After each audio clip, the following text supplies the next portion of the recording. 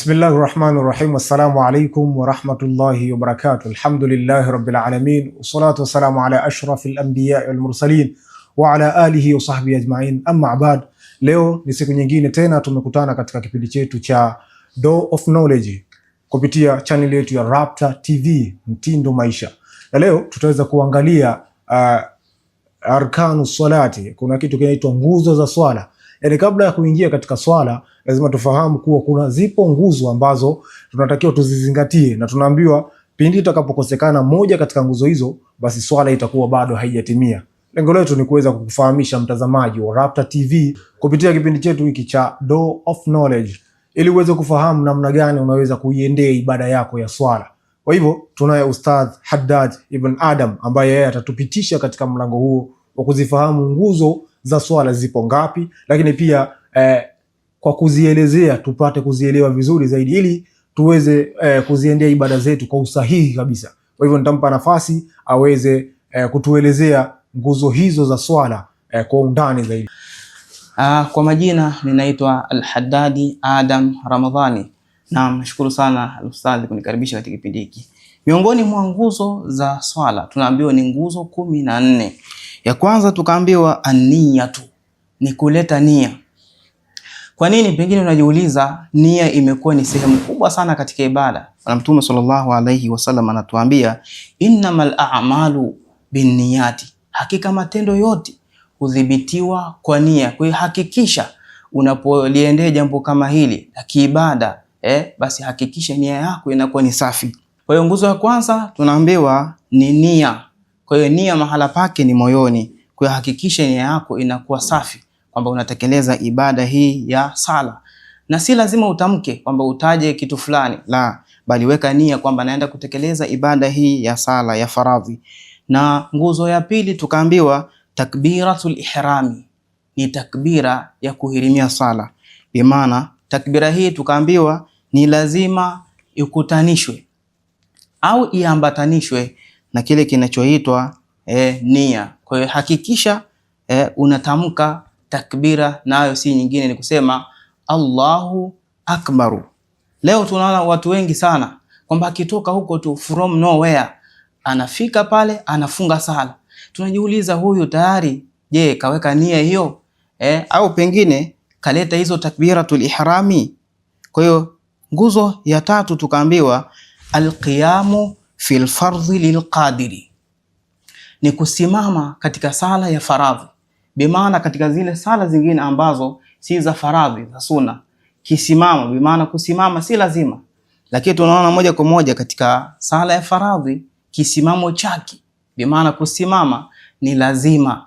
Lakini yule ambaye hawezi, pengine ana matatizo, ana changamoto, tunaambiwa kunazo zipo nafasi zingine ambazo kama option zinamruhusu yeye kufanyaje, kusali kwa kukaa au kusali kwa kulala.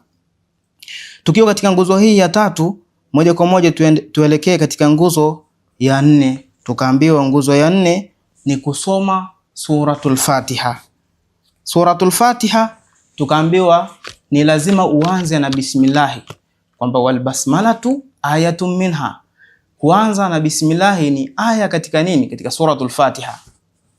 Japo hapo tunaona kwamba ikhtilafu al-madhahib kweli ipo, lakini kule kutamka hata kama ni kwa siri ni lazima utamke, ni lazima uisome hiyo bismillahir rahmanir rahim. Nguzo ya 5 tukaambiwa ar-rukuu, ni kurukuu. Kiswahili rahisi unaweza kusema ni kushika magoti, bi maana kuinama sawa sawa. Kwa hiyo nguzo hii ya 5 tukaambiwa ar-rukuu, na uchache wake ni kuhakikisha mikono yako, bi maana viganja vyako vinashika katika sehemu ya magoti. Nguzo ya 6 tukaambiwa ni kutoka katika rukuu, kuitidali, kunyenyuka kutoka katika kuinama. Kwa hiyo ukifanya hivyo pia kumbe ni sehemu katika nguzo. Kama ulikuwa hujui basi tambua hiyo ni sehemu katika nguzo za sala. Na nguzo ya 7 tukaambiwa ni kusujudu sijda 2. Umeona, kusujudu sijda 2 ni katika nguzo za sala. Hakikisha unapokwenda kusujudu isiwe ni sababu kusujudu kwako kusiwe ni sababu ya kitu kingine. Pengine labda umekaa zako ukasikia labda mlio au kitu chochote kile ambacho kitakupelekea wewe kushituka, basi ikakupelekea wewe moja kwa moja kupomoka chini. Hiyo sio sababu. Yani lazima nguzo hii ifuatwe kwa namna inavyotakiwa, bi maana ukusudie kutoka katika itidali kuenda moja kwa moja katika ufanyaji kusujudu. Kwa ukifanya hivyo tayari ni sehemu katika nguzo za sala. Kwa hiyo hakikisha sijida mbili, si moja, sijida mbili ni nguzo ya sala. Nguzo ya 8 tukaambiwa aljulusu. Aljulusu baina as-sajdataini. Aljulusu baina as-sajdataini, kusujudu kikao kati ya sijida mbili. Kwa ukitoka katika sijida ya kwanza kukaa pale katikati space ile, basi nayo inahesabika ni nguzo katika nguzo za sala. Kwa hiyo nguzo ya 9 tunaambiwa at-tumaninatu, ni kupata wakati kidogo, yani ni kutulia baina yake.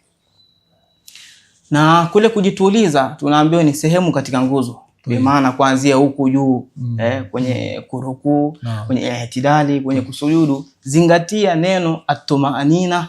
Kiswahili rahisi ni kusema kujituliza, ama kutulia kidogo, hata kama kwa muda mchache. Hakikisha at-tumanina inapatikana. Nguzo ya 10 tukaambiwa aljulusu litashahudi al-akhiri, ni kukaa kwa ajili ya atahiyatu ya mwisho.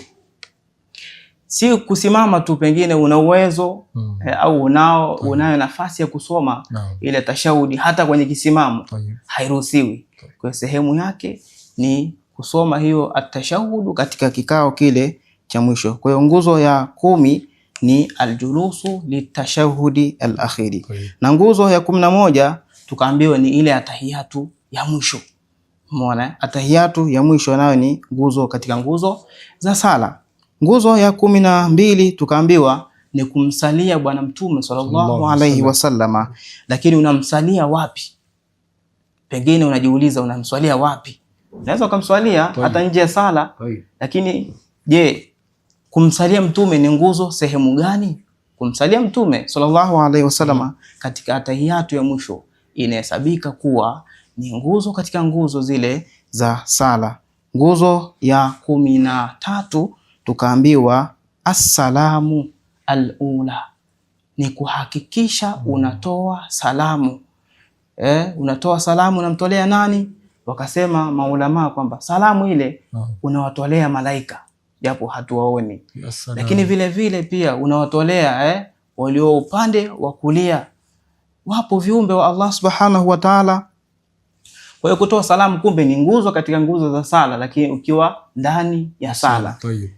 Na nguzo ya 14 ambapo ndio nguzo ya mwisho tukaambiwa at-tartibu, ni kufuata mpangilio. Kwa hiyo kama tulivyoanza nguzo ya kwanza mpaka ya 14, hakikisha unafuata hivyo. Bi maana ukiamua tu kuanza labda pengine na rukuu kisha ukarudi kwenye sijda kabla huja kwenda kwenye itidali, tayari sala yako itakuwa imefanyaje? Imeharibika. Haya ndio yale yaliyohesabika kama nguzo za sala.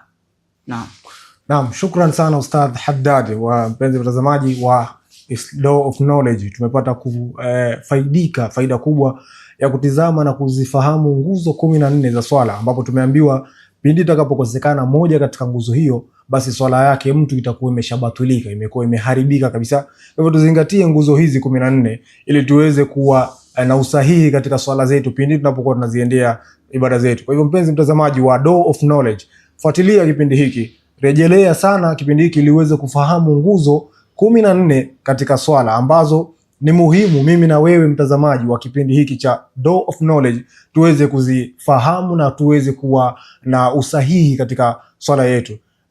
Kwa hivyo kwa maoni, ushauri, wasiliana nasi kupitia channel yetu hii ya Rapta TV Mtindo Maisha. Usisahau kusubscribe, kucomment, lakini pia na kushare. Tulikuwa naye Ustadh Haddad, ulikuwa nami Ustadh Maalim Ibn Omar. Endelea kufuatilia kipindi chetu kupitia channel yetu hii ili uweze kufaidika na kunufaika mambo mbalimbali ya kielimu. Wabillahi tawfiq, wassalamu alaikum warahmatullahi wabarakatuh.